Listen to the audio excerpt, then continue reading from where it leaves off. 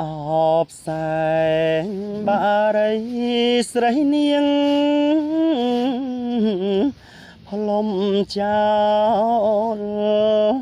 អណ្ដែតត្រសែតបោលតែលតោលគ្មានទីដៅ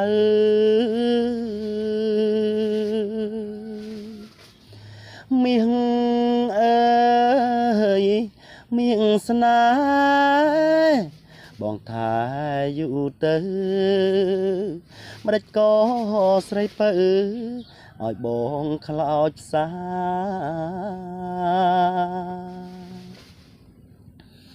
អោខ្សាចាបៃដាស្រីនាងផ្ដាច់ចោលអណ្ដែតត្រសែតតោលម្ដេចក៏ដាច់មេត្តា